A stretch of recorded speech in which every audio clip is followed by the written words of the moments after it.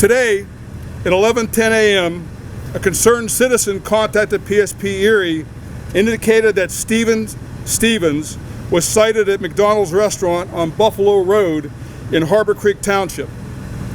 Stevens was wanted for the brutal homicide of Mr. Robert Godwin in Cleveland, Ohio. Troopers responded to that location, located the vehicle, and initiated a pursuit which traveled west on Buffalo Road through Wesleyville Borough towards the city of Erie. At that time, Wesleyville Borough police joined the pursuit. Stevens stopped his white Ford approximately 1 mile from the initial pursuit area. As the troopers exited their patrol vehicles, Stevens again fled west on Buffalo Road. The pursuit continued for approximately 1 mile, where troopers executed a precision immobilization technique, otherwise known as a pit maneuver. This happened in Erie City near Downing Avenue. This resulted in the Ford Fusion coming to a stop.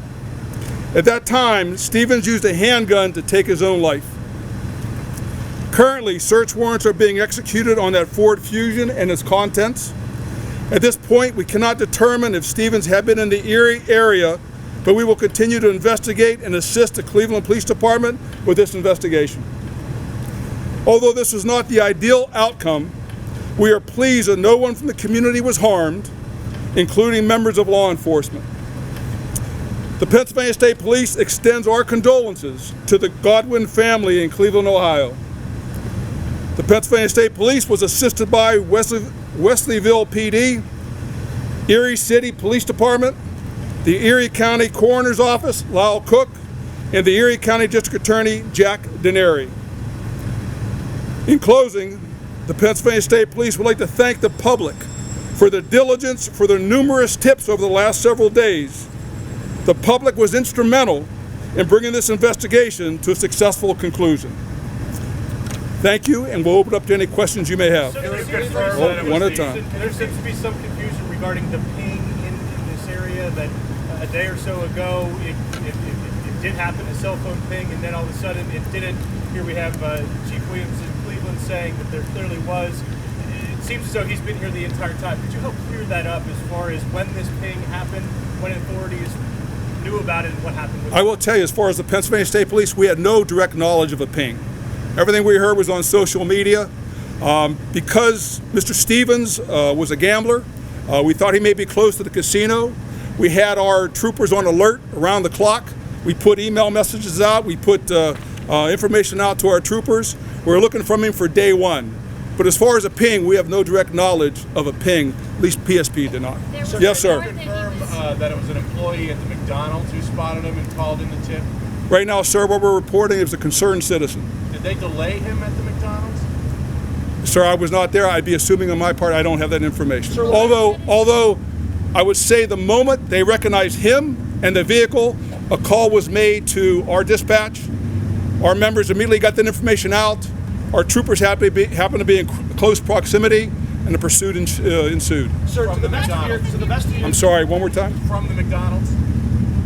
Close in that area, Buffalo Road, Harbor Creek Township. Sir, to the best of your knowledge, will that concerned citizen be eligible for that $50,000 reward from the FBI? That's not up to me. That's not up to... And can you walk us through what you will be doing in the next couple of days to determine what he may have been doing in this area over the last 48 hours? How will you begin that process to work through a TikTok of that? Well, there's a lot of things we have to do. Right now, we have members at the scene, forensic mapping the area, making sure we have everything we have at the scene.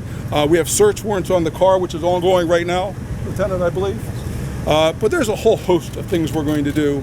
Once we wrap up the scene, we clear from there, we'll start to backtrack his movements. He's been somewhere over the last couple of days. We don't know where. We'll have our investigators go out and try to determine where that is. How do you backtrack movements? Talk to people. Start at the restaurant that he was at. Backpack. Maybe talk to friends and family. See if there's any acquaintances in the area. Typically, when something like this happens, and you have the death of the actor, some people will come forward. People will start to talk. So we'll keep our eyes and ears open. We'll make sure our numbers are out there. But again, we're going to try to find out as much as we can. Sir, was that a highest speed chase or just a slow? Let's go and stop him. He see you guys, or I'm not going to. My understanding, sir, the pursuit did not go over 50 miles an hour. you guys What find about a the cell sighting phone? at Walmart, sir? I'm sorry, go ahead. Walmart sighting, there was a report he was sighted yesterday. I will say this, in talking to Captain Basinger and Lieutenant Klein, there was a lot of leads we had over the last several days. Every station in Troop E had leads. They were followed up, none were substantiated that we know of. Not saying that he wasn't there, but whether there was video surveillance, nothing captured him, so we just don't know. Anybody was harboring him? It'd be an assumption at this point. One of the things we like to find out is go back and try to find out where he was, if possible, and then go from there. So again, this investigation, as far as where he was, is just starting. Sir, have investigators, do they locate the cell phone that was in that vehicle? And if so, has a search warrant been issued to begin exploring that? I will say this, and I'll ask Lieutenant Klein as well. Right now, we have search warrants on the vehicle. We're forensically mapping that. We have our forensic unit members there taking pictures and documenting everything. So that's in the process. Is there any new information? Search warrants for the contents of that vehicle. that you were talking about. Hang on a second. I'm sorry. Could you We have search warrants for the contents of that vehicle as well. So the pit move that you were talking about to try to stop the vehicle with Yes. that spike strips, explain how you No, it's a precision immobilization technique. It's something that we, the state police, are taught at the academy. I'm sure other law enforcement have that as well. But it's a technique to basically stop the movement of the vehicle. What our troopers do, they make sure that it's in a safe location, and they go ahead and utilize that to stop the fleeing suspect. In this case, we knew that Mr. Stevens was wanted for homicide from Cleveland. We knew he could be a threat to our troopers, but also to members of the public. That trooper used his discretion, did the pit maneuver, and did it successfully, ending this investigation. Did the troopers have their inside guns of that, drawn? Was he inside of that McDonald's restaurant or driving through the drive-thru or parked in the parking No, lot? ma'am, this was several miles down the road. You want to elaborate on where the maneuver took place? No, when he was first seen. Oh, I'm sorry. Inside of the restaurant, at the drive-thru, parked there. Again, ma'am, what we're releasing is he was on Buffalo Road in Harbor Creek Township, is what we're releasing. And a concerned citizen called us. Did the There was draw a his school weapon? nearby, and was it locked down? The school where he was stopped? Yeah, one of the things our troopers took in consideration when the pit maneuver was done, there was a school there. It happens to be an abandoned school. Our trooper knew that. That's why he chose that location. How long will the scene be active tonight, do you feel? I'm sorry, sir. How long do you feel the scene will be closed off tonight and active? The scene? Approximately another 2 hours. Another couple hours. That's one thing we don't want to rush.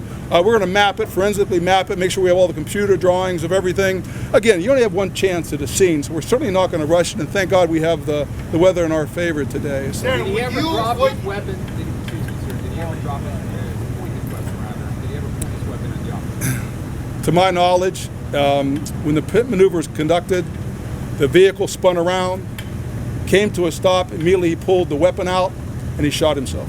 Is there dash cam, sir? In the car, in the car. Dash I'm cam or sorry. body cam, sir? Could you repeat that, please? Dash cam or body cam? We have MVR videos. I believe there were 3 vehicles involved that should have MVR on it. As a rule, we don't release that, sir, but we do have that. From your standpoint, how relieved are you that this manhunt is now over and the people here can breathe a sigh of relief? Well, clearly, no investigation is 100% complete until the investigation is done. Right now, to the best of my knowledge, and we'll let anybody else jump in here, we don't believe he had any accomplices. Our concern is he was somewhere over the last several days. Whether somebody was harboring him, whether he was under a bridge somewhere, I don't know.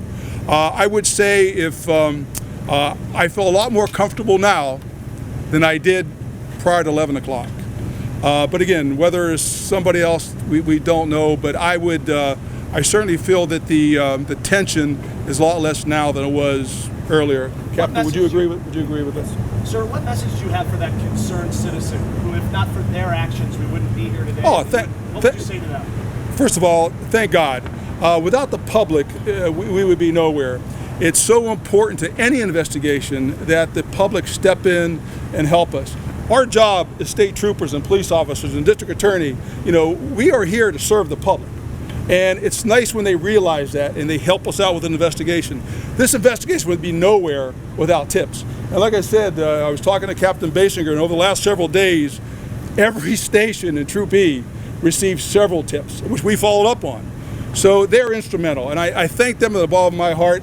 It's nice when you're all on one team and we get that information. So my response is thank you very much. It is appreciated. Sir, will this investigation rest with Pennsylvania State Police Troop E? What will be the relationship with you and the Cleveland authorities in the Well, again, this is one part of the investigation. Mr. Stevens ended his life here today.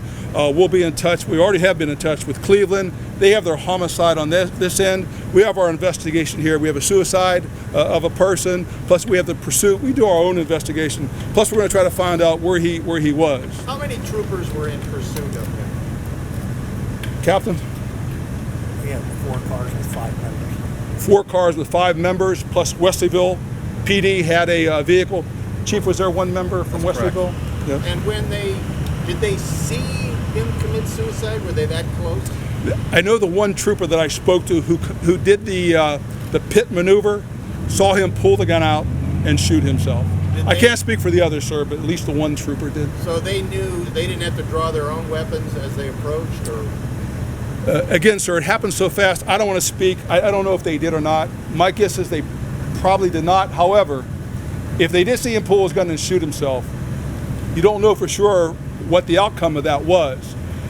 Personally, if they did draw their weapon, they're certainly entitled to do that. I just don't know that. And was it a shot to the head? Again, I think it's safe to say there was a shot to the head. Yes. Cleveland police Sir, would reported you like to receiving tell almost the 100. community of Cleveland and Erie, PA, what do you want them to learn from this incident? Could you repeat that question, sir? Would you like to tell the people of Cleveland, Erie, PA, what do you like them to learn from this incident? The only thing I would like the people from Cleveland, Ohio to know is, we are right across the border from Cleveland, Ohio. But as far as law enforcement concerned is, we work as a family. They gave us information, we help them, we share their information. They need to know, just because if somebody commits a crime in Cleveland and Ohio or anywhere else, and they come to another state, we're certainly not going to tolerate it. We're going to do everything we can to solve that case, just if it happened the same way in PA. Sir, just to be clear, earlier you said that you didn't want to comment on the name because you said that there was a thing on Sunday. But what I heard you say is that the reason you had stepped up patrol, stepped up investigation here, is that you have believed that he was a gambler and he might be in the area. Sure. Correct. What I'm saying is, we have no firsthand knowledge of a ping. We, meaning whether BCI or Troop E, we did not do a ping. There's a lot of things out there on social media that weren't confirmed, but as far as a ping, we have no firsthand knowledge. But you were on alert because he was a gambler. Well, it was all over. I mean, we were on alert because we watched the news, we talked to Cleveland. I mean, it was all over the place. I mean, let's face it, that's a heinous act to shoot a 74-year-old man walking on the street on Easter. I mean, that grabs your attention. And, what we do, too, is to bring closure to victims like that. And again, that was just a terrible, terrible crime. And so as far as what I said, I do. Ping, we have no direct knowledge.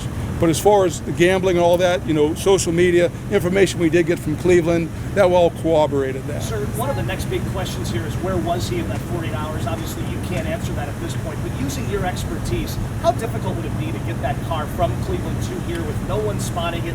How would you go about doing that? A lot of people are saying, how do you get from Cleveland to here with nobody seeing you? What would you say to them? A lot of luck, to be honest with you. I don't know if anybody else wants to chime in, but there are back roads. Travel at nighttime. There's a lot of ways to do it. I'm certainly not going to educate future criminals out there, but it happens. It does. And just to confirm, was his only stop? He has no relatives or connection here in Erie. I will say this, ma'am. Right now, we're not aware of any. Sir, Cleveland PD reported receiving almost 100, or rather 400 tips over the past 48, 72 hours or so since this incident happened. As it got out into the media, are you able to quantify the number of tips that PSP has received in addition to that? I don't have direct knowledge, Captain. I'm not sure if you're aware of how many. But I do not have. yeah, we were. It's a fresh incident. We're getting tips. It was more important for us to make sure they were signed and followed up on. I don't have a number for you right now, but like I said, every station in Troop E received tips. How long do you believe he was in Erie? I don't know. Today, at least for today. We could say at least overnight. That'd be an assumption on my part. I don't know. Unless someone else has some information. Direct knowledge of how long he was in the city. I don't know. What time did this call come in today? 11:10. When the body is removed from the scene, will it be moved to the Erie County Morgue or will it be returned to Cleveland? We'll go to It's going to be an autopsy tomorrow morning. the autopsies tomorrow morning here. Sorry about that. Thank you. Good catch. Thanks. Any other questions? One last. I understand you spoke to, or officers in your under your command spoke to the individual who works at McDonald's. Can you talk at all about their demeanor? I think there's a lot of interest in this concerned citizen who really, albeit a small act, it's a huge act and a courageous act. Can you talk at all about their demeanor or how they described Mr. Stevens when he was right in front of them? You're talking about The McDonald's employee, this concerned citizen. What did they describe Stevens as, and how would you describe them after? I believe my response was it was a concerned citizen on Buffalo Road in Harp Creek Township. I don't think I've ever said McDonald's. No, but the person that was the concerned citizen, it's our understanding that you've spoken to them. I have not. But no one under your command has spoken to them either? They call the desk, the communications desk. Okay, very good. Any other questions from anybody else from our panel? Spelling? My name? Yes, sir. It's Tepper. It's Tepper. It's Junior. Rank and everything. Major. I'm the Area 1 Commander.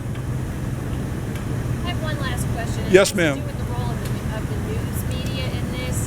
We were struggling to sort out whether to be warning our community that this man has been here. There was a ping. I mean, when agencies like Associated Press or supposedly New York State Police put out that, yes, there was a ping, the man is in Erie, but you're telling us here at the Lawrence Park Barracks we don't have that information. I'm telling you what we knew, ma'am. And again, as far as notifying the public, I think the media did a great job in notifying the public. Again, because of the close proximity to Cleveland, the fact that he was a gambler, we have a casino here in our area. It's not rocket science. So I think the media did a great job in notifying the public. It makes our job easier, and probably the result we had today was because of the coverage of it. Concerned citizen sees him, recognizes not only him but the car, and that's why we're here today. So it's the best I could. Anybody else? Listen, thank you very much for coming. I appreciate it. Thank you, Major. Thank you, sir.